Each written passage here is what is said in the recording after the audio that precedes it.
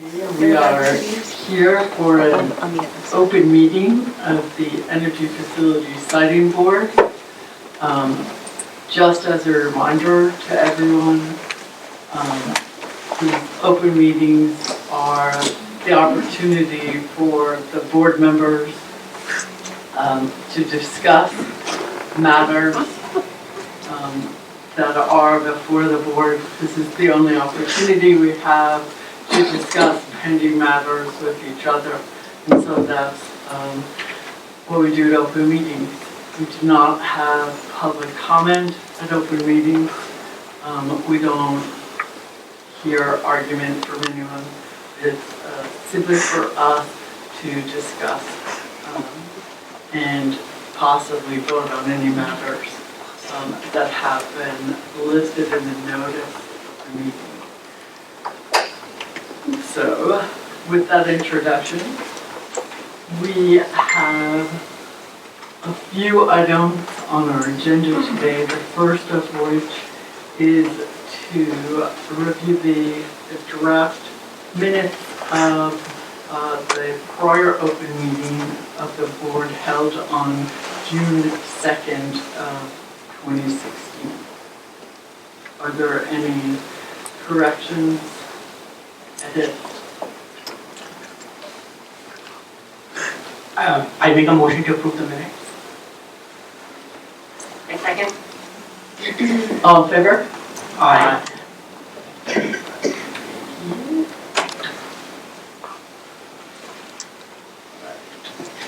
We have a number of motions pending, some of which are not actually pending, but I was going to just mention them just to make it clear on the record. We have two motions to intervene.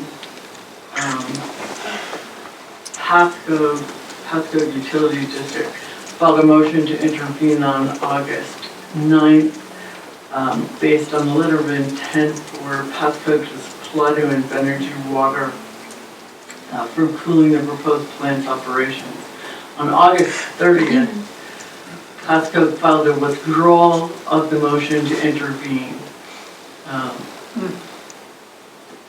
So we do not need to decide that. I want to note that on record. We also have a motion to intervene filed by the Harrisville Fire District. It was filed on July 22nd, 2016. Harrisville Fire District's charter is a quasi-municipal corporation under charter from the General Assembly. And its charter authorizes the distributing and making available of water for public consumption and fire suppression. It is both a retail supplier of water and a wholesale supplier of water. Indeed, it supplies the bulk of Pascoag's water.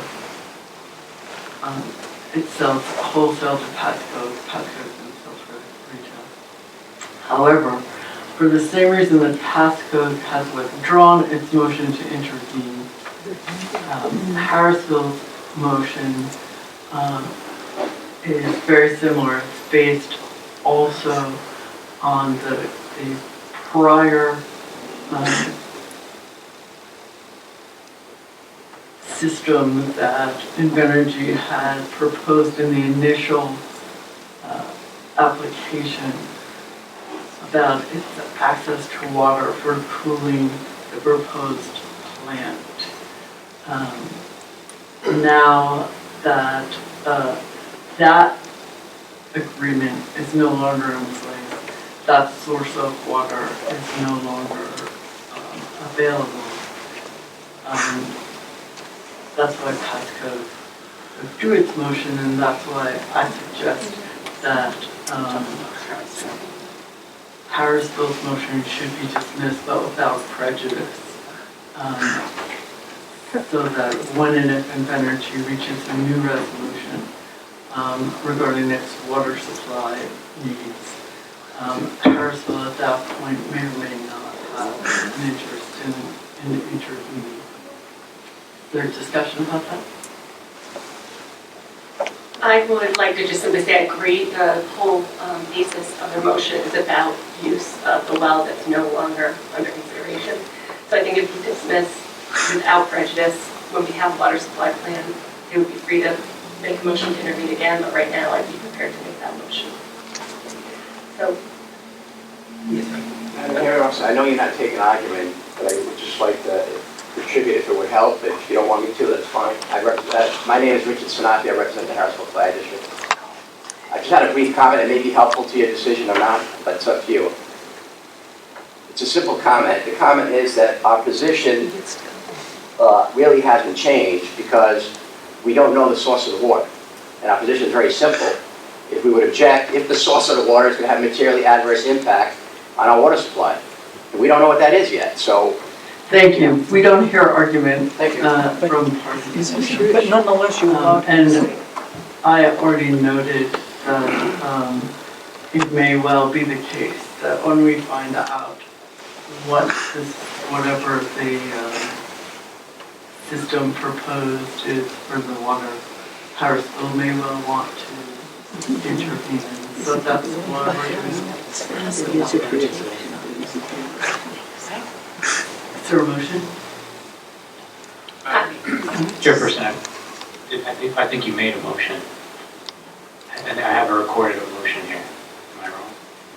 I think the chair was simply stating her position and the board member Janet Coit will make a motion. and The board member Janet Coit will make a motion. right, so before I do that, I'll just also, and it's a restatement, I think we don't know what the water supply plan is. I would certainly be totally amenable to the Harrisburg motion when we have that. It continues to be something that affects their jurisdiction, but right now the whole basis of the motion is based on the use of the well under the control of Pascoag Utility District. So I would move to deny the motion without prejudice. I second. All in favor? Aye. We also have another motion that's been withdrawn, but just to note it for the record, the town of Thoroughville filed a motion for clarification. That also has been withdrawn, and so we do not need to decide that. We also have two motions for protective treatment of confidential information filed by Invenergy on July 20th, I believe, of 2016. Invenergy filed a motion regarding certain information in and exhibits attached to the pre-filed testimony of Brian Hardy of PA Consulting Group. And then on August 18th of 2016, Invenergy filed a motion regarding certain information that was submitted as attachments to Invenergy's responses to the Office of Energy Resources' second set of data requests. There has been no objection to either of these motions, and the information described falls within the exceptions to the Rhode Island Access to Public Records Act. That is, the information documents that are not considered public records because they fall within exceptions.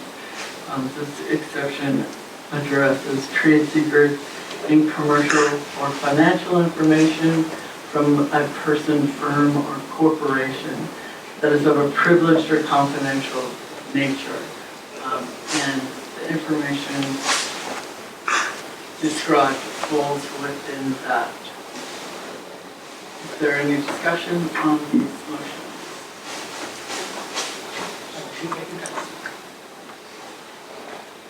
Excuse me, may I make a suggestion? Excuse me. Would you either turn up the mic or, I notice if you have your hand. I'm sorry, We cannot take any comment. No, excuse me, we can't hear you. I'm asking you merely to keep your hand away from the area between the mic and your mouth. I'm not talking Sure. to the issue. We can't hear, is the Sure, issue. thank you. Thank you. I move to approve the motion to,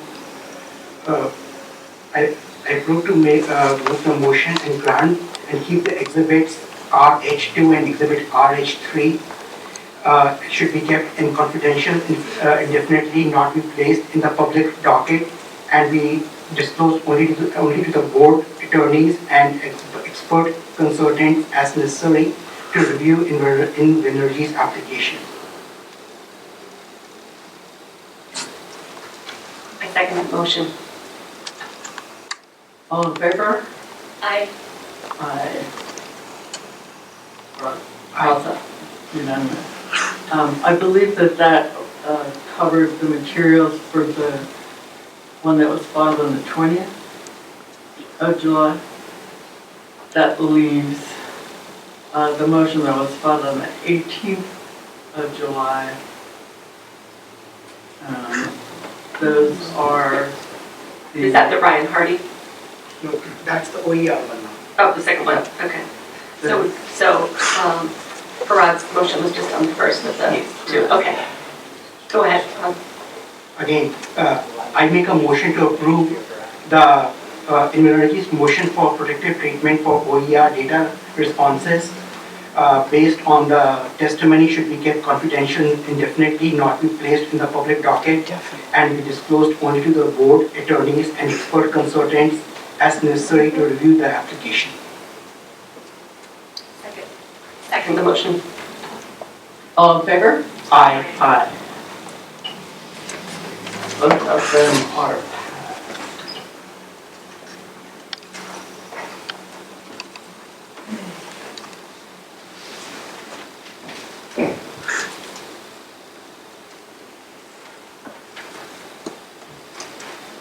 That brings us to a motion to change hearing location filed by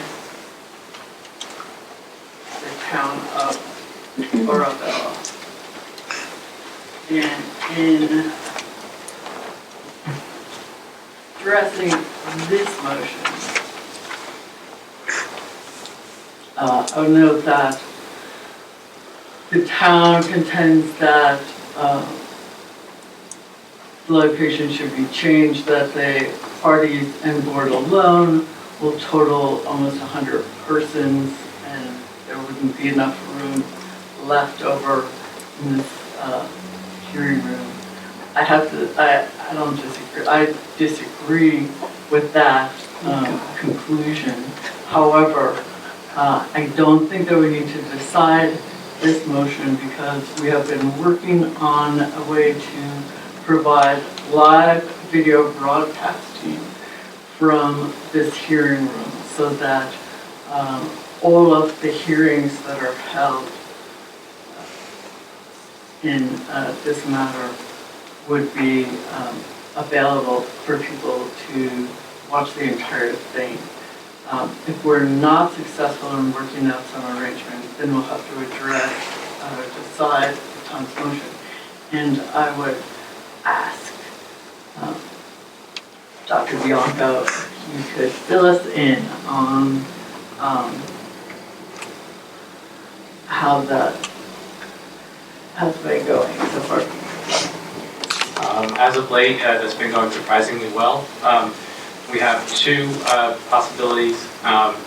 One would be through use of public broadcasting, Interconnect C, which is Capital Television's usually on C.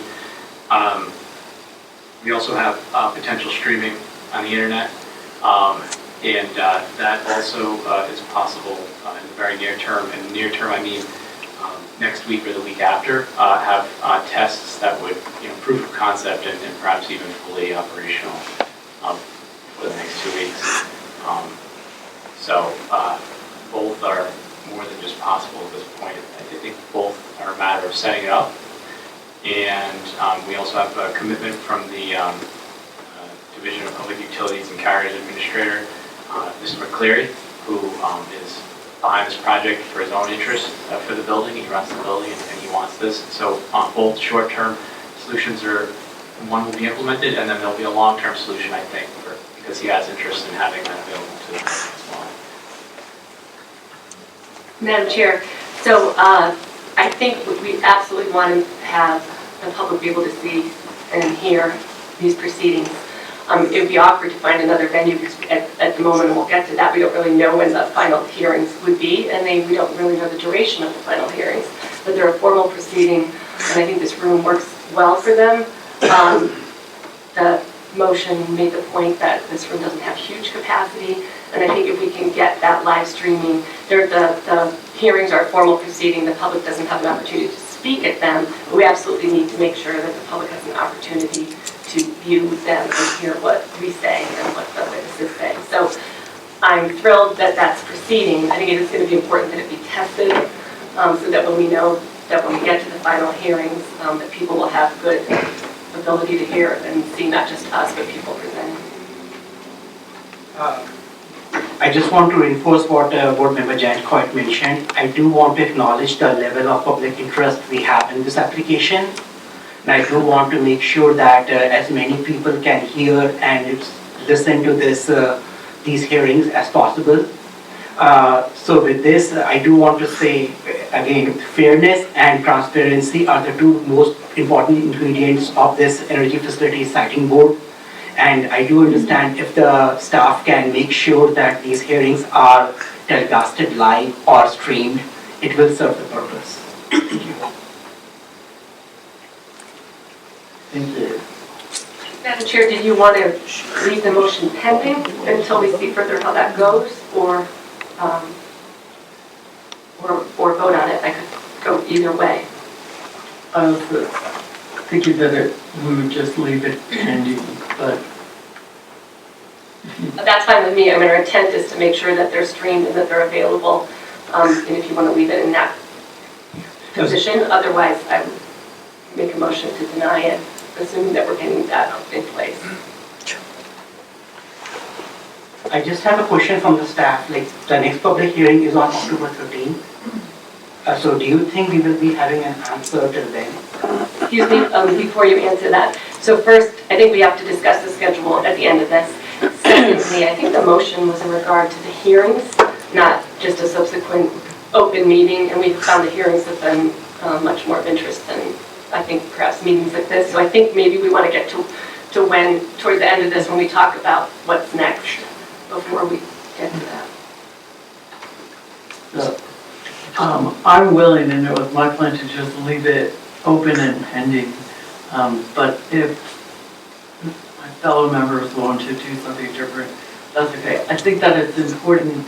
I agree with both of my co-members that yes, public access to the hearings are important, but I think that it's also important to keep in mind that it's extremely important that the hearings function as they are intended to, which is to get all of the information that we need in order to make this decision, that the parties be able to present their cases and their witnesses and whatever evidence they have, that is the primary purpose of all of those hearings, and that is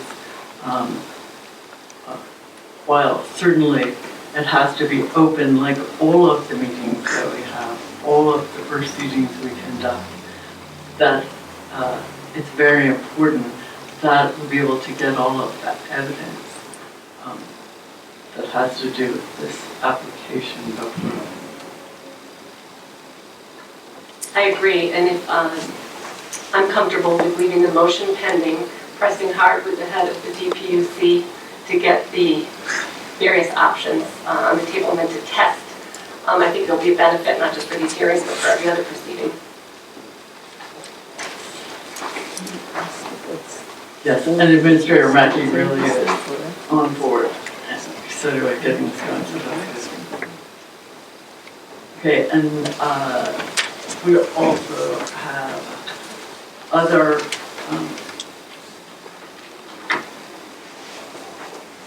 issues related to the application. I would note also that pending motions includes the motions to dismiss filed by the town of Burrillville and the Conservation Law Foundation. Those, as has been, I think, alluded to, have presently been scheduled for hearing on Thursday, October 13th here at 12 o'clock.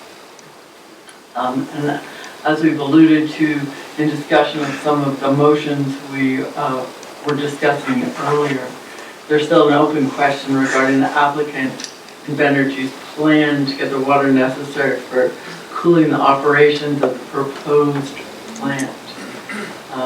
In the initial application, Invenergy presented the existence of the letter of understanding with Pascoag Utilities District involving opening the contaminated well. That's no longer a possibility. As of today, there's no current plan. And that was the basis of the granting of Invenergy's motion for a 30-day extension, which was filed on or about September 9th. They filed a motion for a 30-day extension. I granted that merely procedural, and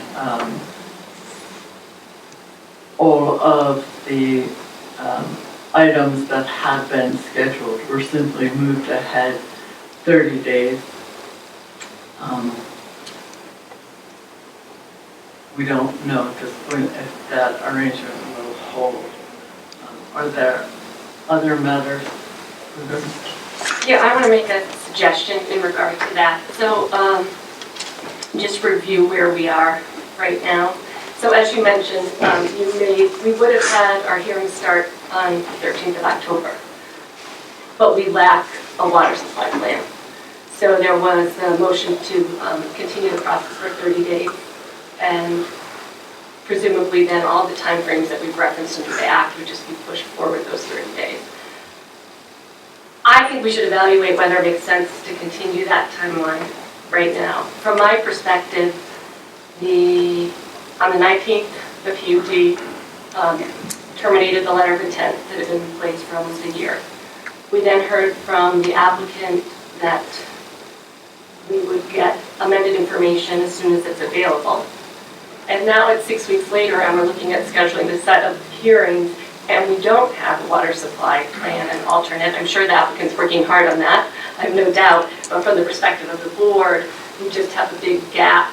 We have a facility that needs up to 1 million gallons per day in some instances, and we don't have any plan for water supply. So from my perspective, that's not just the regs and the law allow for new evidence and new information to be entered along the process, and that's very important, and that's how it always works. But this, to me, is a key component of the overall operations of the facility, not just an area where we need some further evidence. So I feel that the timeframes under the Act are going to force us to be holding hearings on an application that is incomplete. So I would like to, that is not complete. So I would like to suggest, and again, we can't talk except at the situation, so I may be springing this on everybody, if you haven't thought of it yourself. But the Energy Facility Siting Board Rule 1.15A provides that the board may issue a show cause order. So that would be an order where we ask the applicant to show cause why we should not suspend this. You suspend a process when you have an area that's not in compliance. And I feel that the gap, that this key component not being in front of us to consider, we may need to ask for advisory opinions. The town of Harrisville may want to get back involved depending on what the plan is. So in terms of making our process meaningful, I feel that we should suspend this process. And at a minimum, I would like to suggest a show cause order where we ask the applicant to show cause why we should not suspend it until we have the pieces of the application, particularly the water supply that's critical to the cooling process, that's critical to the functioning of the plant, in front of us and others so we can evaluate it. I do agree with the board member Janet Coyd. The water supply plan is a critical component for this application.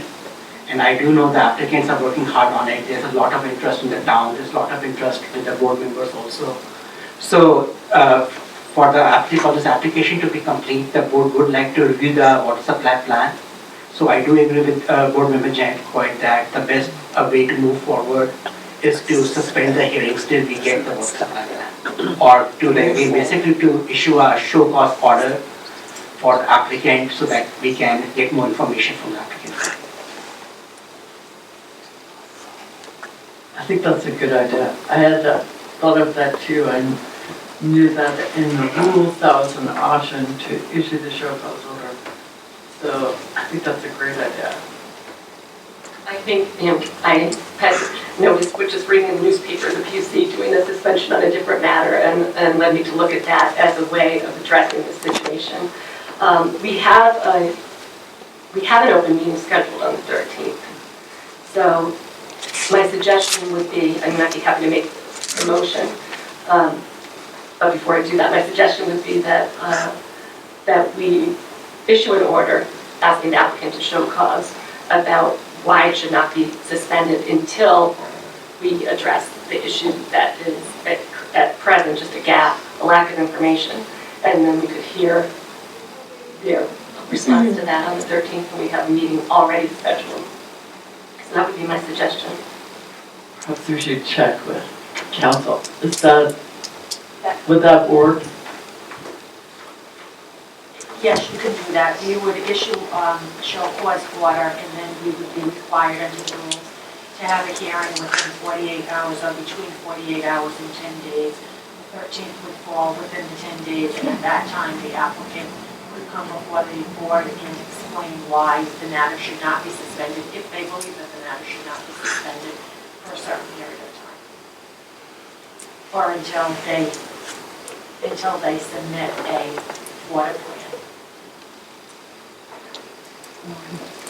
And then we could set forth in order that we would issue whatever we wanted to hear from the applicant. Yes, you could make specific requests for Speak up. conditions on that. Yes, you could make certain conditions or place certain conditions on that order for how long the suspension would last or when the suspension would be rescinded. Could you also please let the board know, like what moving forward, like if we issue this show cause order, moving forward, what will be the next steps? Then the matter, if you issue a show, or if you determine after a hearing and after hearing from the applicant that the matter should be suspended, then the applicant will have to come in compliance. They'll have to submit a plan showing where they'll be obtaining water.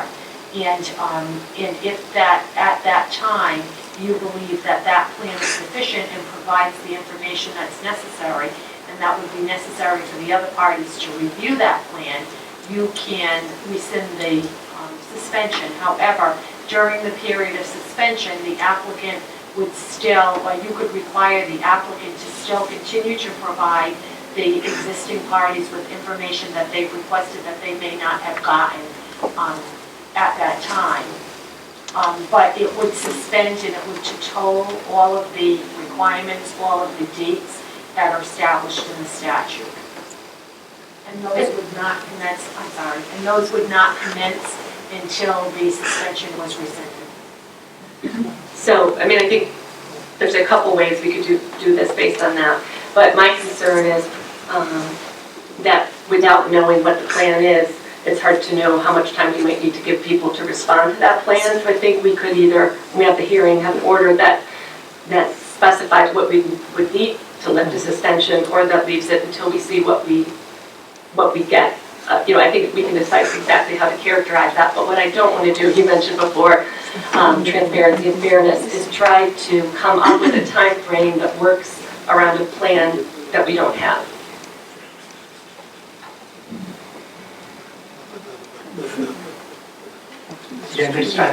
Okay, if folks are ready for it, I would like to move that this board issue a show cause order to Invenergy, ordering them to appear and show cause why this application process should not be suspended until such time as the non-compliance is rectified. I second. All in favor? Aye. And then I would just suggest, and if that works, that we use the time that I believe we already had scheduled for the 13th to have that discussion. That's a really good idea. And that also would give us the opportunity to make sure that we would be able to, as I think you alluded to, that we would be able to look at all of the things that have been completed to date that might need to be updated as a result of whatever the applicant proposes for its water supply, so that if there were, for example, advisory opinions that were based on water supply as it had been described in the initial application, if we needed to update those, we could figure out at that time how that timing would work, or if that was even necessary. One thing we might ask the applicant is at that hearing to give us, if there isn't a plan, at least more specificity on what we can expect in terms of additional information about water supply or other areas where we lack information. I think that would give us something to go on.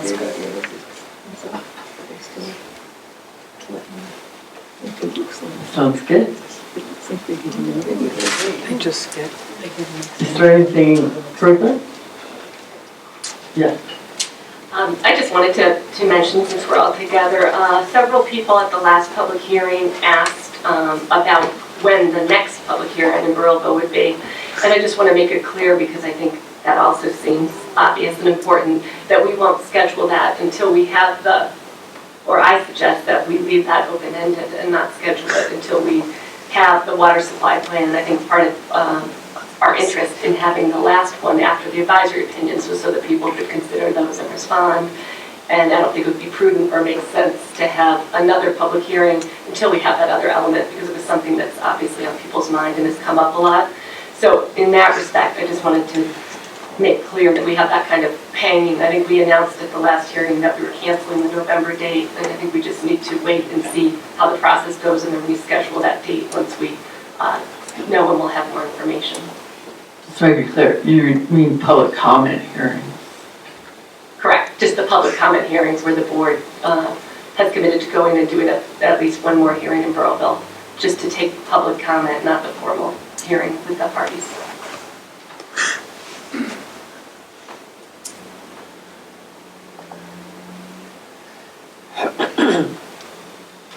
Is there anything further?